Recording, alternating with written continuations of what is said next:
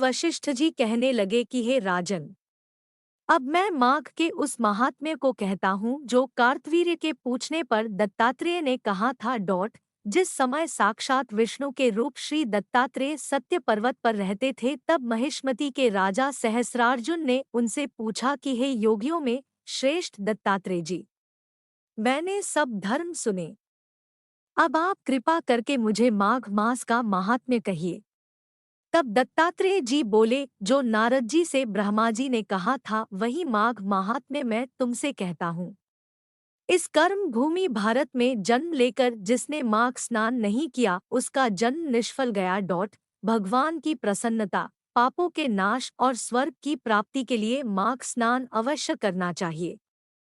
यदि यह पुष्ट व शुद्ध शरीर माघ स्नान के बिना ही रह जाए तो इसकी रक्षा करने से क्या लाभ। जल में बुलबुले के समान, मक्खी जैसे तुच्छ जंतु के समान यह शरीर माघ स्नान के बिना मरण समान है। विष्णु भगवान की पूजा न करने वाला ब्राह्मण, बिना दक्षिणा के श्राद्ध, ब्राह्मण रहित क्षेत्र, आचार रहित कुल, ये सब नाश के बराबर है। गर्व से धर्म का, क्रोध से तप का, गुरुजनों की सेवा न करने से स्त्री तथा ब्रह्मचारी, बिना जली अग्नि से हवन और बिना साक्षी के मुक्ति का नाश हो जाता है। जीविका के लिए कहने वाली कथा, अपने ही लिए बनाए हुए भोजन की क्रिया, शूद्र से भिक्षा लेकर किया हुआ यज्ञ तथा कंजूस का धन, यह सब नाश के कारण है। बिना अभ्यास और आलस्य वाली विद्या, असत्य वाणी, विरोध करने वाला राजा, जीविका के लिए तीर्थयात्रा, जीविका के लिए व्रत, संदेहयुक्त मंत्र का जप, व्यग्र चित्त होकर जप करन, वेद न जानने वाले को दान देना, संसार में नास्तिक मत ग्रहण करना, श्रद्धा बिना धार्मिक क्रिया, यह सब व्यर्थ है। और जिस तरह दरिद्र का जीना व्यर्थ है, उसी तरह माघ स्नान के बिना मनुष्य का जीना व्यर्थ है। ब्रह्मघाती, सोना चुराने वाला, मदिरा पीने वाला, गुरुपत्नीगामी और इन चारों की संगति करने वाला माघ स्नान से पवित्र होता है। जल कहता है कि सूर्योदय से पहले जो मुझसे स्नान करता है, मैं उसके बड़े से बड़े पापों को नष्ट करता हूँ।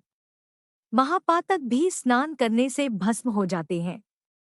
माघ मास के स्नान का जब समय आ जाता है तो सब पाप अपने नाश के भय से कांप जाते हैं। जैसे मेघों से मुक्त होकर चंद्रमा प्रकाश करता है, वैसे ही श्रेष्ठ मनुष्य माघ मास में स्नान करके प्रकाशमान होते हैं।